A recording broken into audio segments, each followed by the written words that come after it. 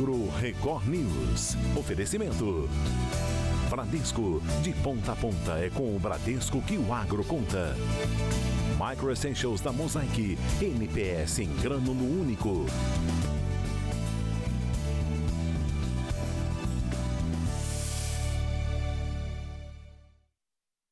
Oi, bom dia para você. O Agro Record News está no ar e a gente abre essa edição falando do tempo seco, que tem também causado muitas queimadas em várias partes do país. Na região de Ribeirão Preto, no interior paulista, aviões da Força Aérea sobrevoaram a região justamente por causa das queimadas. Abastecidas com mais de 12 mil litros de água, as aeronaves da Força Aérea Brasileira decolaram do aeroporto de Ribeirão Preto com destino às áreas rurais atingidas pelo fogo. Helicópteros também usaram lagos da região no rescaldo.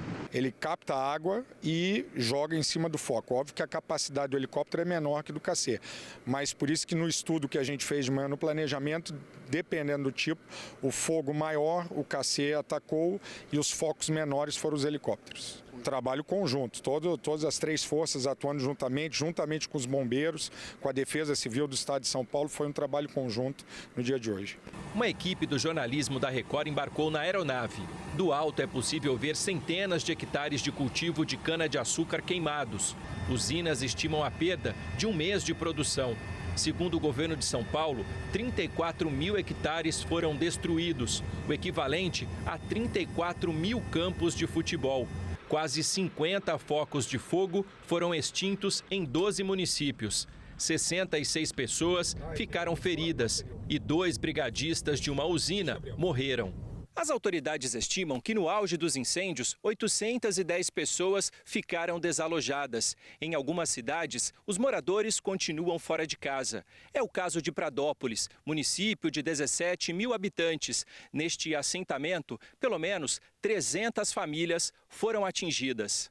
Lídio voltou hoje para casa. O galinheiro e as plantações de cana e mandioca viraram cinzas. Agora tentar, né? Pegar com Deus e começar de novo. É a vida que segue, né? Porque a gente não pode esmorecer, ficar, né? É a vida que segue, né?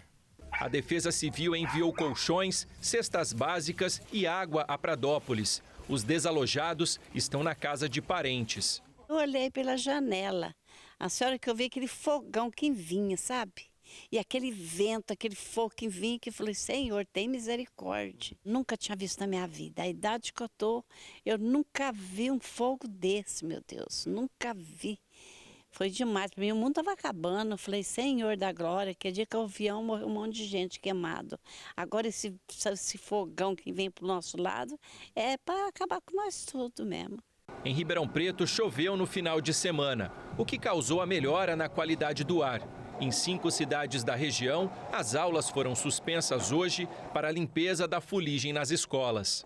Sujou muito, são todos os brinquedos de grande porte, pequeno porte, brinquedos individuais, os coletivos, tudo está muito sujo, os pátios. Agora a gente, no meio da manhã, a gente já conseguiu avançar nas áreas comuns das escolas, mas a gente deve avançar na parte da tarde para as minúcias aí do dia a dia. Temos as cozinhas também, importante higienizar todos os utensílios que as crianças utilizam, tudo que é utilizado também nos preparos das refeições, então é um trabalho longo pela frente. Nós temos um momento de higienização das areias e também de troca. Acho que nós vamos precisar trocar essa areia das escolas, isso a prefeitura faz ao longo do ano, mas vamos avaliar caso a caso para intensificar isso nos próximos dias. O uso de drones na agricultura brasileira é uma realidade, né? Inclusive, em Goiás, um projeto pioneiro trouxe resultados positivos na lavoura de milho doce. Esse campo de milho doce, em Cristalina, Goiás, recebeu um projeto piloto. Aqui, 120 hectares de área irrigada teve a plantação convencional, mas todo o manejo foi feito pela nova tecnologia. Por meio de monitoramento de pragas, constante monitoramento de pragas e doenças entre o produtor e os técnicos, vai se identificando a necessidade de aplicações de produtos para cuidar dessas plantas. De acordo com o consultor, a substituição dos tratores pelo drone evita amassamento da área de cultivo, já que as máquinas não precisam passar sobre a lavoura. além de utilizar menos água para o preparo da calda. Na pulverização convencional, são necessários em média 200 litros de mistura para cada hectare. Com o drone, a medida cai para cerca de 10 litros por hectare. O uso do combustível também impacta na produção. O trator utiliza diesel, enquanto a nova tecnologia é munida de bateria elétrica. Com tudo isso, além da necessidade de menos defensivos e redução de custos, também foi registrado o aumento da produtividade. Agora, a expectativa da empresa, que é uma das maiores no setor alimentício no Brasil, responsável pela produção de cerca de 160 mil toneladas de milho doce por ano, o milho que é usado na fabricação de conservas, é aumentar o uso de drones nas lavouras. Então, o departamento agrícola, eles vão gradativamente expandindo agora esse conceito, né, para a gente não ter riscos de ter uma febre do drone, por exemplo, de todo mundo achar que vai dar certo e aí começar a ter frustrações, mas com responsabilidade a tendência principalmente. O governo de Rondônia decretou situação de emergência devido aos focos de incêndio. O município de Porto Velho voltou a enfrentar sérios problemas com o aumento das queimadas que nesta terça-feira, 27 de agosto, tornaram mais difícil a decolagem e o pouso de aeronaves no Aeroporto Internacional Jorge Teixeira. A situação no estado de Rondônia é tão grave que o governo estadual decretou na segunda-feira, dia 26, estado de emergência por conta dos incêndios florestais. A medida foi publicada no Diário Oficial do Estado e tem validade de 180 dias. Com o decreto, os órgãos estaduais estão autorizados a atuar sob a coordenação do Comitê Estadual de Prevenção e Combate a Incêndios Florestais, permitindo que cada município possa solicitar e gerir seus próprios recursos no enfrentamento às queimadas. Nos últimos meses, a seca extrema que atinge Rondônia tem alimentado os focos de incêndio, que já somam mais de 5 mil desde o início do ano. Esse número só é superado pelo ano de 2019, quando os registros passaram de 6,4 mil focos. A situação está tão crítica que especialistas alertam para o impacto na saúde pública, já que a qualidade do ar em Porto Velho e em outras cidades da região está entre as piores do país. Além de ameaçar a saúde da população, os incêndios estão dificultando a vida dos ribeirinhos, que já enfrentam dificuldades para encontrar água devido à seca histórica. E no interior de São Paulo, os incêndios causaram prejuízos até em centros de pesquisas. Para onde olhamos, há sinais que o fogo passou por aqui. Esse grande lago está todo encoberto por fuligem. A gente já imagina o tanto de vida que pode ter sido afetada nesta área de mata. E não precisa ir longe para ver isso. A cena de destruição mostra que os animais silvestres que habitavam aqui foram atingidos. O trabalho agora é ajudar como pode, na recuperação de quem conseguiu sobreviver a essa queimada. O trabalho de formiguinha é tentar colocar um pouco de alimento para os animais que ainda conseguiram sobreviver, né, a esse evento catastrófico, né? E devagarzinho a gente vai tentando ajudar essa recuperação que vai ser bem lenta nessa área aqui, né?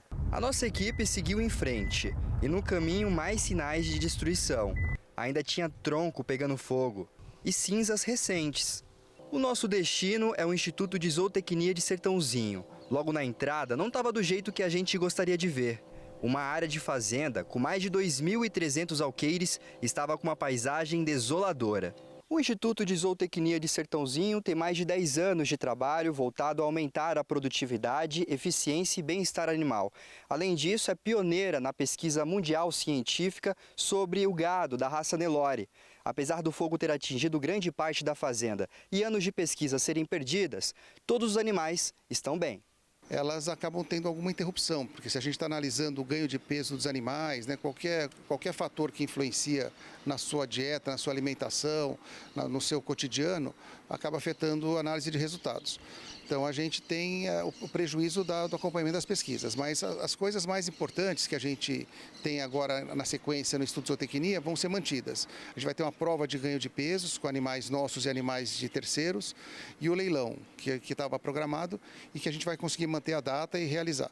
Quer dizer, a gente vai conseguir superar esses prejuízos, eu acho que com algumas dificuldades pelas condições adversas aí do incêndio, mas a gente já superou tantas dificuldades, vamos seguir em frente. Em meio a tanta tristeza, num cenário completamente escuro e sem vida, algumas ações já estão sendo pensadas para dar continuidade no trabalho e a preservação dessas áreas atingidas pelo fogo. A gente está investindo nos equipamentos de segurança contra incêndio e principalmente em informação. A gente tem um sistema de informação, a gente tem nossos centros meteorológicos e o governo do estado junto com a Secretaria do Meio Ambiente, junto com a Defesa Civil e o Corpo de Bombeiros, estamos trabalhando para que as informações sejam cada vez mais antecipadas e que a gente possa se preparar até com caminhões tanques, com equipamentos contra incêndio e também com uma rede de apoio, que isso acontece geralmente nas unidades de campo, que uma unidade acaba ajudando a outra. Produtores de Goiás se uniram para financiar uma brigada de incêndios com o uso de aviões agrícolas. Vegetação seca, calor intenso e baixa umidade do ar. Por aqui, os produtores estão sempre de olho nas queimadas. Estamos em Montevidéu, no sudoeste de Goiás, a 280 quilômetros de Goiânia. Já são mais de 4 meses sem chuva. A região, uma das maiores produtoras de soja do Brasil, se prepara para a próxima safra, em clima de apreensão. As terras que vão ser cultivadas estão cobertas de palha seca, deixada da safra anterior. Uma forma natural de proteger o solo. Ela tem bastante nutrientes aí que vai estar também ajudando aí a ficar no sistema. O problema é que o fogo na palha pode virar um incêndio quase impossível de controlar. De acordo com dados do Instituto Nacional de Pesquisas Espaciais, a quantidade de queimadas em agosto mais do que dobrou no estado goiano em comparação ao mesmo período do ano passado. É tanto fogo que aviões agrícolas estão trabalhando para combater os incêndios. Por via de regra aqui, o nosso treinamento é para no máximo 5 minutos as aeronaves já estarem decolando. Durante o período de estiagem, são 6 aeronaves que ficam de prontidão todos os dias, assim que o fogo é detectado. Cada aeronave tem capacidade para transportar cerca de 700 litros de água. Elas ficam carregadas, abastecidas, prontas para decolar. A ideia é que os pilotos cheguem nos locais antes que a queimada tome grandes proporções. Abafa na hora, o pessoal em solo também já cai em cima para ajudar, então rapidinho consegue controlar o foco. Os custos da operação são divididos entre os produtores da região, numa espécie de consórcio. Os valores variam entre R$ 2.000 e R$ 6.000 por ano, dependendo do tamanho da propriedade. Agora a gente fala das exportações de café que enfrentaram atrasos nos principais portos do país. Os dados mostram que cerca de 60% das embarcações responsáveis pela exportação tiveram atrasos no mês de julho. Cerca de 1,2 milhões de sacas deixaram de ser embarcadas, algo de 3.823 containers deixaram de ser remetidos ao exterior por conta desse cenário logístico desafiador que o comércio exterior brasileiro vem vivendo. O Porto de Santos, principal escoador dos cafés brasileiros, registrou o maior índice. De 136 embarcações, 105 tiveram atrasos. A situação se repete em outros terminais do país. No Porto de Santos tiveram 77% desses atrasos, 60% no Porto do Rio, 32% em Salvador e 8% em Vitória. É um cenário realmente muito preocupante porque esses atrasos fazem com que os pátios dos terminais permaneçam cheios e impedidos de receber as cargas de café containerizadas que chegam diariamente nos portos. Os atrasos no envio do café para fora do país representam um aumento nos gastos dos exportadores. Os exportadores ainda, segundo pesquisa elaborada com 27 empresas exportadoras de café, tiveram uma despesa de 7,4 milhões de reais com pré-stack, detention e armazenagem adicional. Então é um cenário muito preocupante, porque nós sabemos que o segundo semestre é o período onde você tem o maior volume de café exportado, somado a outras cargas que também têm uma expectativa maior de exportação, como açúcar e algodão, e que disputam não somente a carga containerizada, mas também os espaços nos terminais. A pesquisa feita com os responsáveis por 77% das exportações de café do país apontou que somente em julho, mais de 1.200.000 sacas não foram exportadas por conta dos atrasos. Com isso, mais de 1,7 bilhão de reais deixaram de entrar nas transações comerciais do Brasil. O que preocupa muito, porque isso impacta, de certa maneira, o fluxo de caixa das empresas, além do repasse aos produtores de café. Observando que o Brasil é o país que mais repassa o preço FOB da exportação para o produtor. Além do café, a previsão é de aumento na exportação de algodão e açúcar no segundo semestre.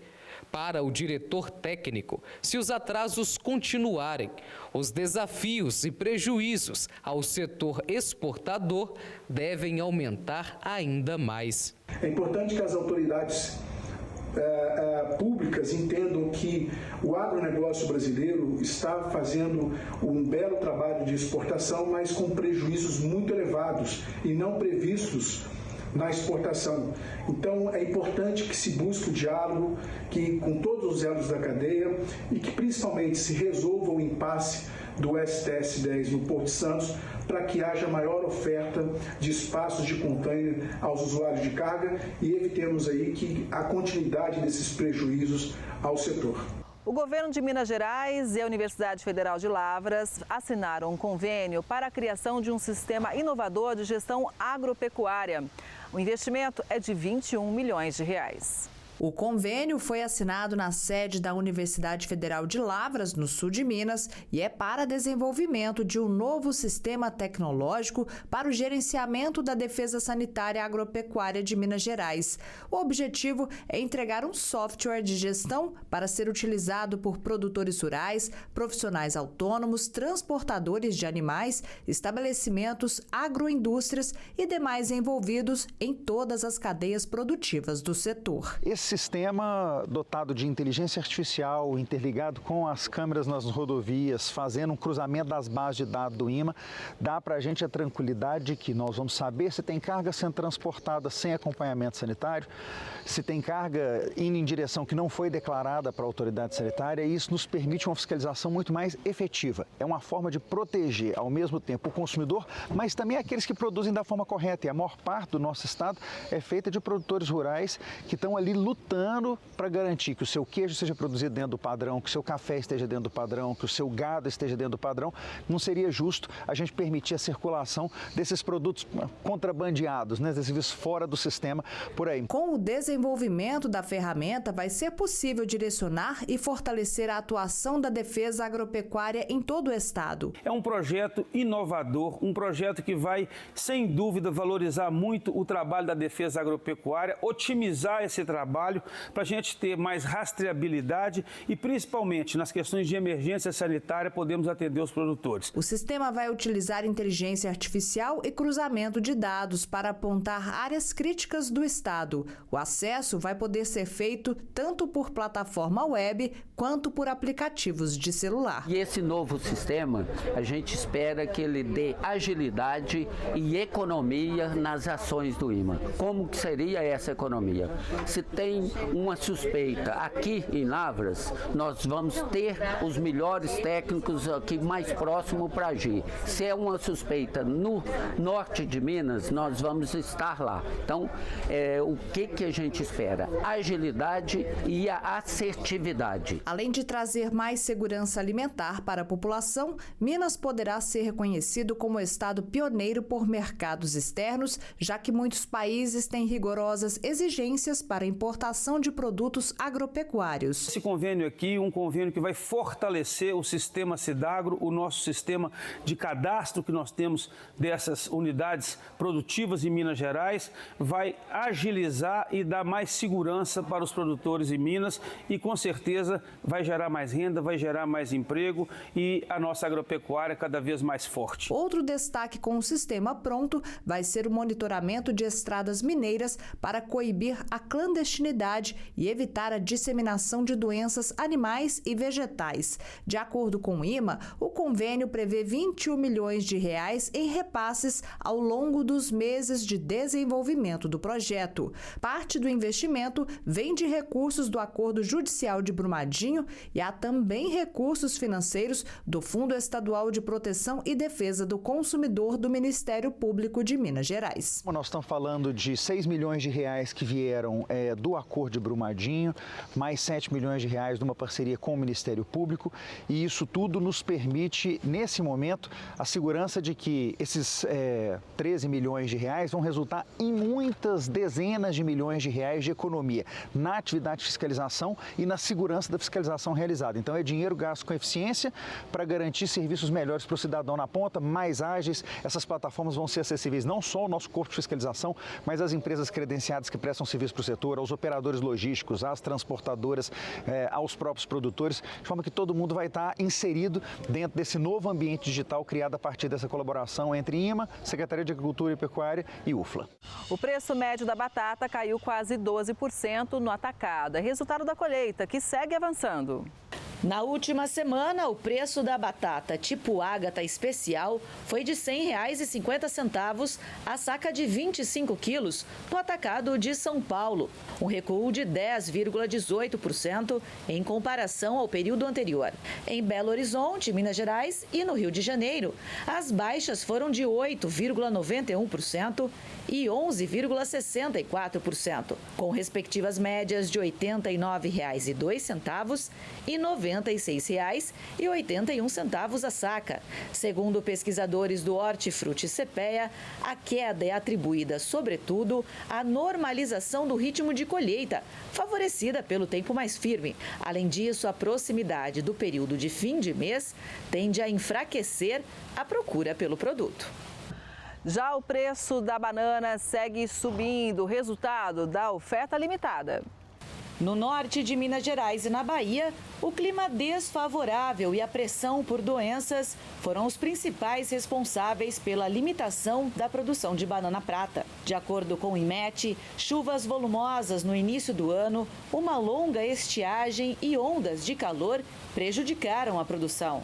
Apesar de serem regiões onde a maior parte da cultura é irrigada, os estresses térmicos e hídricos deixaram os bananais suscetíveis ao mal do Panamá, que se alastrou, afetando principalmente a variedade prata. Isso refletiu nos preços no mês de agosto. A prata anã de primeira qualidade registrou média de R$ 5,22 o quilo no norte de Minas Gerais, na parcial do mês, alta de 48% em comparação a agosto do ano passado, e a maior média real registrada para o mês da série histórica do Hortifruti CPEA.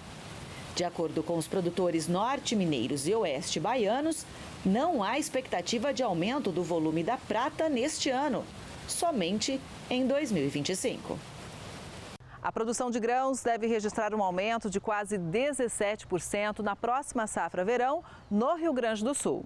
As enchentes deste ano deixaram marcas no solo gaúcho. Mais de 206 mil propriedades foram afetadas com perdas na produção e na infraestrutura em mais de 9 mil localidades. O Celso é pecuarista em São Gabriel, região central do estado. Ele teve prejuízos pela falta da pastagem, mas acredita em uma retomada no fim do ano. Com esta recuperação, nós vamos ter aí uma expectativa para outubro, novembro, de retorno ou início de um retorno da nossa pecuária forte. A estimativa para a safra de verão é positiva, com um aumento de quase 17% na produção de grãos, mesmo após o Rio Grande do Sul ter sido castigado pela pior enchente da história. A expectativa é de superar 6,8 milhões de hectares, né? Embora se tenha toda a vivência, toda a calamidade, nos trouxe prejuízos importantes na parte final da colheita da soja da safra que já se encerrou. O Rio Grande do Sul é responsável por 70% da produção de arroz do país. A expectativa é produzir neste verão 8 milhões de toneladas, um aumento de 11% em relação ao ano passado. A soja deve registrar alta de 18%. E apesar de haver uma redução significativa na área plantada de milho, a produção também deverá ser maior. Para esta safra, o clima também é uma preocupação, com a presença do fenômeno Laninha, que pode causar pequenas estiagens. Justamente naquele período que a planta necessita de umidade, né? Então um pouco mais de cuidado. Quem tiver irrigação, que use irrigação, né? Ou quem não tem, que queira investir nisso, invista, né? Mas a tendência é essa. Agora eu tenho um recado campeão da Mosaic para você, produtor. Você gosta de futebol, certo? E sabe quando aparece aquele craque que eleva a performance e resolve no campo? Na sua lavoura, o craque é Micro Essentials da Mosaic. O fertilizante com NPS em único grânulo. Nitrogênio decisivo para o desenvolvimento das plantas. Fósforo de alta solubilidade para raízes robustas e maior enchimento dos grãos. 2 formas de enxofre disponibilizadas conforme a necessidade das plantas. Nutrição uniforme e mais resultados na colheita. Fertilizante com NPS em um único grânulo é Micro Essentials da Mosaic. Performance no mais alto nível. Saiba mais no QR Code ou acesse nutriçãodesafras.com.br. O estado do Rio de Janeiro está na 4ª posição quando o assunto é produção de abacaxi. E os agricultores estão animados com o crescimento da cultura na região. Dezenas de caminhões saem por semana para abastecer feiras, supermercados e hipermercados do Rio e São Paulo. Esta lavoura pertence à família de Emerson.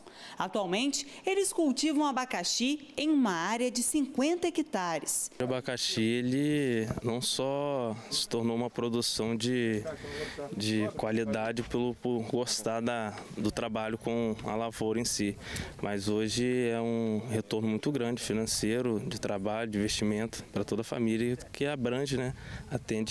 Dá para abastecer todo mundo. São mais de 10 anos no cultivo da fruta. Com técnica agrícola e experiência, conseguem produzir com qualidade e em quantidade. Nas lavouras, eles utilizam um método de rotação entre o abacaxi e a cana-de-açúcar. Então, o abacaxi hoje ele exige do solo um tempo de 2 anos. Então, depois desse tempo de 2 anos, é necessário que haja um rodízio com outras culturas para poder trabalhar com a terra, trabalhar com resistência de outras pragas e tudo mais, fazer uma rotatividade para poder retornar com solo fértil que possa tornar até a qualidade. O estado do Rio de Janeiro está em 4º lugar na produção nacional de abacaxi. São mais de 960 produtores, concentrados principalmente em Campos, São Francisco de Itabapoana e São João da Barra. Segundo a Emater, no ano passado, foram produzidas mais de 255 mil toneladas da fruta em território fluminense. 1 hectare de abacaxi, que a gente planta aproximadamente 40 mil plantas, chega a produzir 30, 32 mil frutos por hectare. Se a gente colocar que isso vai ser em 2 anos, então eu estou falando aí de 15 a 20 mil frutos por ano. Se ele está vendendo em torno de R$3, eu estou falando aí que uma renda bruta por ano em torno de R$50 mil por hectare. Quando comparado com qualquer outra atividade, só café está produzindo isso, né? Obviamente não é um milagre. produtor, quando vai plantar, ele precisa saber para quem que ele vai vender, a qualidade do produto colhido dele, o preço do adubo, o preço da mão de obra, e isso ele agrega valor. Mas que é uma atividade que a região tem crescido muito e que tem um potencial enorme, inclusive para exportar para países europeus que tem uma demanda grande hoje atendida pela Costa Rica, isso a gente não tem dúvida com relação a isso. O solo do norte fluminense é muito propício para a produção do abacaxi, que também se adaptou muito bem ao clima da região. A variedade mais cultivada é a do tipo pérola, que corresponde a 95% das frutas que hoje saem das lavouras. Ele é um abacaxi mais saboroso, o consumidor quer ele é mais doce, né? Aquele abacaxi que quando você abre em casa, você vê ele suculento e derretendo. Ele tem um problema que ele é muito suscetível a doenças, então o produtor tem que ter um protocolo para que essa doença não tenha. E nós estamos fazendo várias pesquisas, a UENF tem trabalhado muito com isso, a Embrapa tem vindo para trazer variedades resistentes à doença. Mas hoje a gente planta o pérola, no passado plantava um Smooth Cayenne, que é um abacaxi mais mundial, que o povo não gosta, ele é mais azedo, ele é mais branquinho, e as pessoas preferem esse abacaxi, que hoje, se você for no CEAGES e perguntar como é que é o abacaxi do Norte Fluminense de Campos do Goytacazes, as pessoas falam, é um dos melhores do Brasil que chega aqui. Para aumentar a produtividade é necessário incentivo, não só por parte do poder público, mas também através de pesquisas realizadas pelas universidades da região. As universidades, o Senar, Serviço Nacional de Aprendizagem Rural, tem vindo da capacitação dentro de comercialização. Tem um programa chamado ATEG Rural, que é de assistência técnica e gerencial, que o produtor recebe uma vez por mês algum tipo de capacitação. Isso tem sido feito e tem ampliado a produção e reduzido os riscos com relação a uma doença que é conhecida como fusariose, que é um drama para os produtores, né? Ela apodrece o fruto e quando você descasca o fruto, isso acaba perdendo mercado. Mas a assistência tem evoluído bastante porque tem um coletivo de instituições trabalhando e o produtor está cada vez mais atento que ele precisa disso. Sem isso, o risco de ter prejuízo é muito grande. Sem uma assistência técnica e sem saber qual mercado que ele vai vender, ele não tem. É melhor não se aventurar a plantar, porque o custo da implantação é alto, não é barato. Você vai ver agora como a produção de rapadura, que é um dos doces mais conhecidos do Brasil, mudou a vida de uma família em Minas Gerais. Chamas acesas o dia inteiro para manter em fervura esses tachos gigantes, cheios de caldo de cana. E este é um dos primeiros processos para se fazer um dos doces mais populares do Brasil, a rapadura. E ela é a principal fonte de renda da família. A tradição começou há mais de 30 anos com o seu Pedro, que hoje tem 90 anos. Foi dele a missão de ensinar filho, nora e netos a forma de fazer rapadura. O galpão de produção é nessa área, em meio a um canavial. Até se tornar indústria, o processo foi lento e manual. No local ainda há o tacho antigo de cobre que era usado pela família. Hoje são tachos de inox. O processo de preparo da rapadura começa pela moagem da cana-de-açúcar. O caldo é extraído e passa por um processo de decantação. Já o bagaço abastece as caldeiras. A queima gera a produção de vapor quente que aquece os tachos. É o conhecido processo de caldeira. Com o tempo se tornou inviável, porque graças a Deus a produção foi aumentando e lá sim demora muito. Por exemplo, lá demora 2, talvez 3 vezes o prazo que demora nesses aqui. E claro, aqui também, devido a muitas normas da vigilância sanitária, então acaba que a gente tem que ir se adequando e o inox sempre vai ser mais aceitável do que o cobre. Os tachos de inox podem alcançar altas temperaturas, mas o cozimento da rapadura fica entre 100 e 120 graus. Na primeira etapa, essa espuma é retirada. É a sujeira do caldo que vai determinar a cor da rapadura, mais escura ou mais clara. Em média, o cozimento dura cerca de 40 minutos. No final, o Leonardo vai tirando o caldo já engrossado e verificando se já está no ponto. Um processo que demanda muita experiência. Depois de fervido, o caldo é despejado nesses coxos de madeira. 20 minutos mexendo o doce e já está pronto para ser colocado nas formas também de madeira. Para chegar a esse formato de uma rapadura consistente, é bom ficar atento ao tempo. Tudo é muito bem cronometrado, desde o líquido que sai da moagem até quando ele chega nos processos de fervura. Logo depois, ele é mexido por vários minutos, até chegar no ponto da rapadura. É aqui que são adicionados, inclusive, os sabores dessa rapadura. São 18 tipos no total.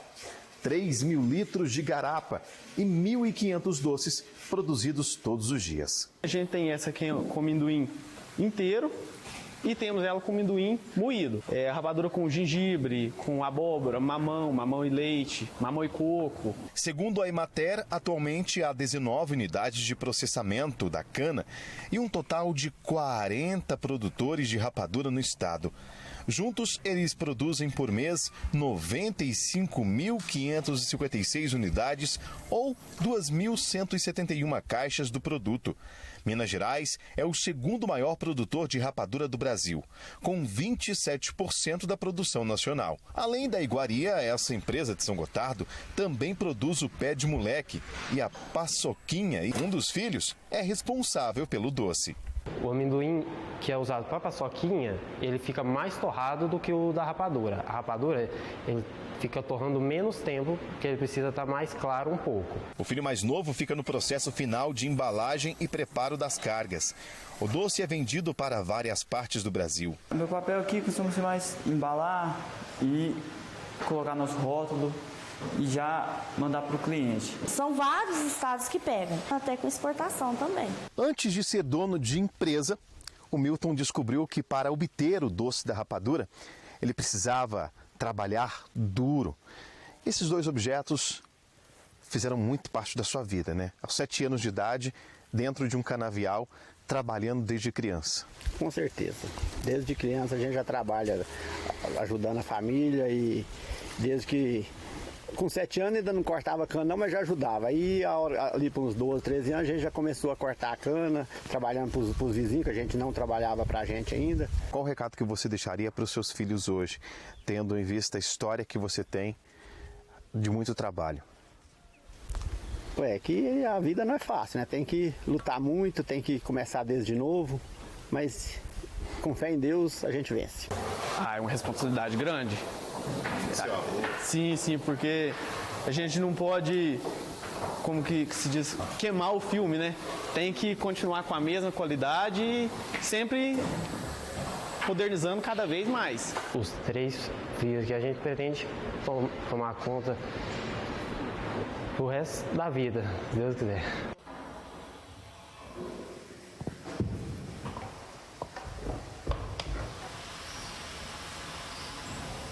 A vitivinicultura brasileira ganhou uma ferramenta importante para se desenvolver. É um observatório que todo mundo tem acesso. Se tem vinho, tem fila para degustar. São muitos rótulos para conhecer e se encantar com a bebida produzida no estado. Tem que degustar, sim, porque o sabor muda. Gosta bastante do vinho gaúcho? Gosto. Sou fã do vinho. No inverno, então, com friozinho, né? Nada bate como um vinho. O consumo de vinho no Brasil mais que dobrou nas últimas décadas. Hoje, a média por habitante é de cerca de 2 litros por ano. Mas aqui no Rio Grande do Sul a gente bebe um pouquinho mais, cerca de 4 a 5 litros por ano. A média brasileira é de 2 litros por ano. 2 litros a senhora toma em que ocasião? Ufa! Uma garrafa de vez. Eu adoro um vinhozinho, né? Mas eu tomo bastante vinho no inverno, assim, é a minha preferência, né? Eu devo ter tomado uns 2 litros só em julho. Com um público tão fiel, o setor foi se especializando para entregar o produto com cada vez mais qualidade. A grande novidade lançada na Expo Inter é o Observatório Vitivinícola. O Observatório é uma plataforma que vai disponibilizar dados de todo o setor numa página só, num link só, onde estaremos dados históricos, como safras passadas, e também alguns dados de previsão futura, ao exemplo de previsões de vendas futuras ou de mercado. Ele vai auxiliar muito aos nossos produtores nas tomadas de decisão. O site criado pelo Instituto de Gestão, Planejamento e Desenvolvimento da Vitivinicultura no estado pretende atender uma antiga demanda do setor, centralizando informações essenciais em um único local. São dados atualizados como índices históricos de produção, de importação e exportação e também previsões meteorológicas. Nós teremos também um pouco do que se passou, né? Exemplo, horas frio, né? Para que o nosso produtor consiga decidir o momento exato de fazer a sua aplicação de defensivo ou o seu manejo no seu vinhedo. Agora os dados estão integrados em uma plataforma fácil de manejar e as informações podem ser decisivas para a gestão e o planejamento das safras. É um site público, o acesso é gratuito, é bem direto, somente você digita Observatório Concivits, você vai estar acessando a página diretamente, tendo ali esses dados todos à sua disposição. Com a tecnologia aliada à produção, o vinho gaúcho será ainda mais competitivo no mercado brasileiro. Da Serra Gaúcha eu faço muita visitação nas vinícolas e eu sempre adoro. Estou sempre no vinhozinho, na champanhe, adoro. Os impactos do clima afetam o campo e o seguro rural é uma ferramenta que pode ajudar o produtor a se proteger. Sobre isso eu conversei com o Guilherme Bastos, do FGV Agro. Olha só. Guilherme, para todo mundo entender, para deixar todo mundo aqui no mesmo pé, como ter acesso ao seguro rural aqui no Brasil? Kelly, a porta de entrada são várias. Os bancos, claro, quando o produtor vai acessar crédito, é uma primeira porta de entrada. As pessoas da família sempre conhecem o corretor, né, e os corretores estão sempre mandatados aí para oferecer os produtos de seguro disponíveis na região. Só para lembrar, e é bom a gente também deixar claro que o seguro rural ele compreende uma série de produtos, né? O seguro agrícola, o seguro de benfeitorias, seguro pecuário, seguro florestal, seguro dos animais, o seguro de vida do produtor e o seguro de penhor rural. Então, é uma classe bem extensa aí de produtos para o produtor rural. E critérios também que devem ser avaliados na hora da contratação e dependendo da região, esses critérios devem mudar também, né, Guilherme? Com certeza, aí tem aquela questão que a gente já está acostumado, né, com o carro, né, o seguro do carro, que quando você bate, quando você sofre algum acidente, ou você vai acionar o seguro, né, depois você tem um aumento, né, no valor desse prêmio no ano seguinte, quando você vai renovar. E o mesmo acontece com o seguro agrícola, né? Onde você tem região que está com uma alta sinistralidade, como a gente viu principalmente ali no Rio Grande do Sul, naturalmente o preço desse seguro, o prêmio que vai ser pago, ele vai vir mais alto. Então, realmente depende das condições prévias, se é uma região que tem muita incidência de problemas climáticos, ou outro tipo de problema, pode ser excesso de chuva, pode ser queimada, pode ser, enfim.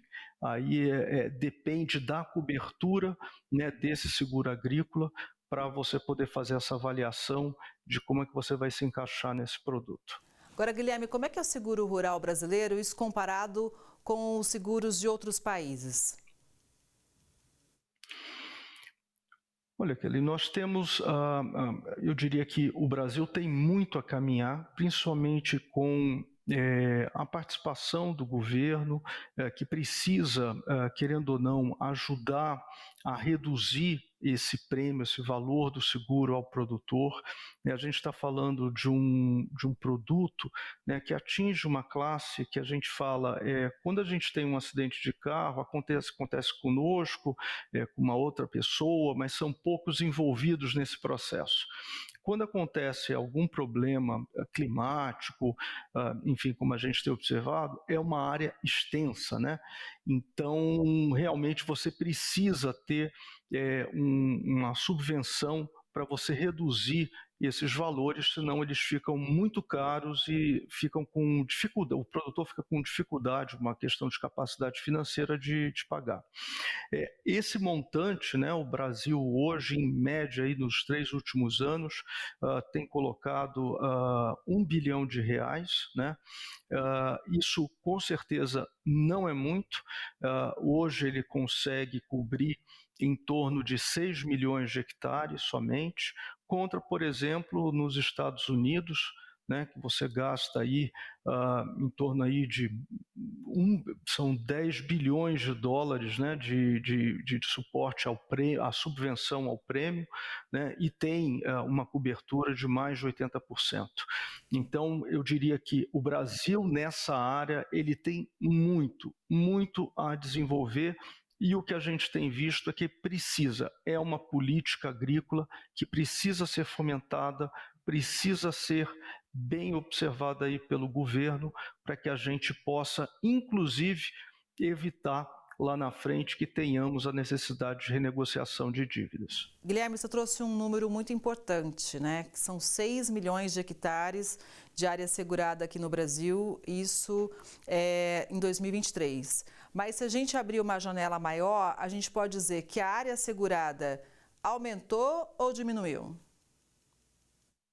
Diminuiu, Kelly. Infelizmente diminuiu. Em 2021, com esse mesmo valor aí de 1 bilhão, a gente chegou aí a 14 milhões de hectares de área segurada, né? O que aconteceu depois daí? Bom, nós tivemos ali a guerra da Ucrânia, uma série de problemas com relação ao preço das commodities, tivemos as diversas catástrofes, principalmente na região sul do país, né? E com isso daí os prêmios aumentaram demais, né? Com isso, claro, você mantendo esse valor disponível aí para subvenção estável, a área, consequentemente, ela acabou sendo reduzida porque ela conseguiu subvencionar menos apólices do que antes. Olha, o seguro rural aqui no Brasil, me corrija se eu estiver errada, Guilherme, teve origens mais remotas, mas ele foi instituído de maneira mais robusta apenas em 2003. De lá para cá, quais foram os principais avanços, na sua opinião, e lacunas? Você já citou algumas aqui para a gente, né? Mas qual que é a análise que você faz desse período? Eu acho que nós tivemos, e na verdade eu até gosto sempre de enfatizar, né, esse programa de subvenção ao prêmio do seguro rural, ele foi instituído na época do nosso ex-ministro Roberto Rodrigues, né, que hoje é professor emérito aqui da FGV e a quem eu sucedi aqui na coordenação do FGV Agro, né, foi ele que instituiu esse programa em 2003. E eu diria que no início do programa, eu lembro muito bem, que havia exatamente uma dificuldade de você manter, né, esse nível de subvenção. Ela não chegava aos 3 dígitos aí de 100 milhões de reais, né, de subvenção. Ele começou muito pouco, na verdade, a primeira subvenção, se eu não me engano, o montante ela começou a partir de 2005 somente, desde que o programa tinha sido instituído. Então, ele vem, eu diria que patinando em termos de volume de recursos, né? Quando, a partir de 2019, houve um empenho muito grande, inclusive da ex-ministra Tereza Cristina, né, sabendo da importância desse programa, né, e começou realmente a fazer esforços para dedicar mais recursos para o seguro. Tanto que ele começou em 2019 com 420 milhões de reais, dobrou no ano seguinte e a partir de 2021 ficou nessa ordem de grandeza aí de 1 bilhão. Então, eu diria que o seguro, esse programa, né, ele realmente tem seu mérito de ter sido instituído, mas ele precisa realmente de uma ajuda, né, de você ter uma sinalização de que você vai ter valores maiores para você poder ajudar a cobrir áreas ainda maiores, né? Então você precisa realmente de um trabalho de orçamento, né, junto ao Ministério da Fazenda e ao Ministério do Planejamento, né, para que você consiga realmente tracionar melhor essa tão importante política. Até porque, Guilherme, hoje em dia, como é que está a questão do reembolso por parte das seguradoras, de uma forma geral? Bom, Kelly, a gente muitas vezes ouve, né, produtores que reclamam que eles não tiveram a sua cobertura paga e tudo mais. Bom, esse é um ponto. E o outro ponto, no momento em que você tem a catástrofe, né, como a gente viu a seca lá, que pegou os 3 estados do sul, mais o Mato Grosso do Sul, muitas vezes falta perito para poder fazer essa vistoria nas propriedades. E a gente está falando, diferente de novo, de um seguro urbano, né, onde você vai na casa de alguém, você vai ver o carro, o imóvel, etc. Você está falando de uma extensão muito grande em termos de Brasil. Então, esse daí, eu diria que às vezes é uma complicação e que realmente tem que se fazer um trabalho conjunto das diversas seguradoras para poder com que a perícia ela acelere para não interromper esse fluxo. Mas eu diria que o produtor, muitas vezes também, quando ele vê que não tem a cobertura, a primeira coisa que ele deve fazer é falar com o corretor dele, né, para exatamente checar no produto se ele estava prevendo aquela cobertura, né? E muitas vezes o que acontece é isso: o produtor ele assina, ele não leu ali direito o contrato com o corretor e fica na cabeça dele achando que ele tem determinada cobertura e quando vai acionar, ela realmente não estava lá. Hoje, Guilherme, quais estados concentram a maioria das apólices e também em quais culturas? Bom, esse também é um outro desafio, já voltando a, inclusive, àquela pergunta, né, dos desafios aí do seguro, Kelly, é exatamente trabalhar, né, você realmente ter um número maior de culturas, né, sendo cobertas e uma extensão também em termos de representatividade dos dados maiores, né?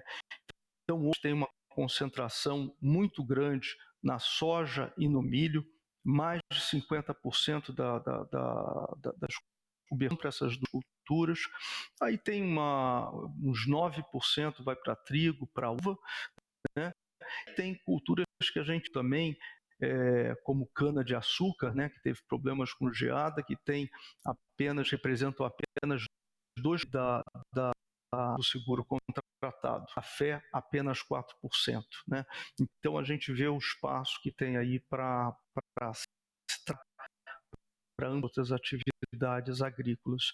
E no caso dos estados, também a gente tem concentração, aí falando aí em termos de Paraná, né? Realmente o pessoal da região sul, São Paulo, né, acaba concentrando muito essa contratação do seguro.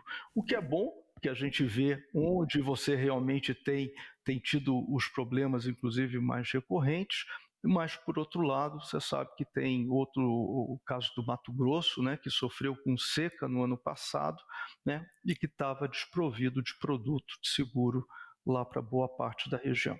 Pois é, e como é que está o Brasil em relação a um fundo para catástrofe? Essa seria também uma ferramenta importante, na sua opinião? Como é que a gente está nesse sentido, Guilherme?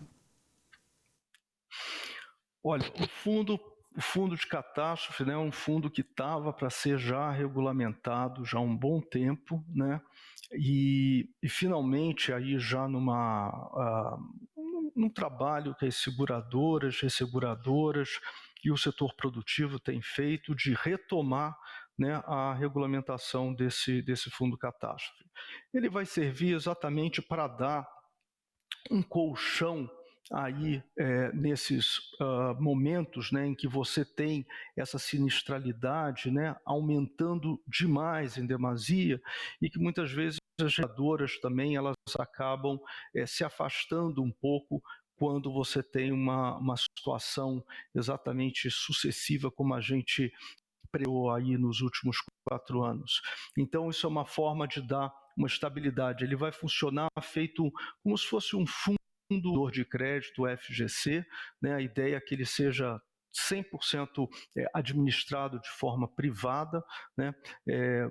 Inclusive isso está sendo um estudo que está ainda em contratação pela Federação Nacional das Seguradoras, a FENSEG, aqui com a Fundação, para fazer uma modelagem desse fundo e ver como é que ele consegue ficar financeiramente sustentável, definir os parâmetros para esse fundo. Mas ele é uma das peças fundamentais para procurar dar um pouco mais de estabilidade nesse mercado. Guilherme, foi muito importante para a gente te ouvir. Agradeço a toda a equipe também do FGV Agro. Um bom dia para você e até a próxima. Eu que agradeço, Kelly, muito obrigado aí pela oportunidade. Estamos aqui de portas abertas. Se alguém quiser conversar mais sobre seguros, estamos aqui à disposição. Vai ser um prazer. Obrigada mais uma vez. Essa edição do Agro Record News fica por aqui. Muito obrigada pela sua audiência. E claro, eu espero você no próximo programa. Até lá.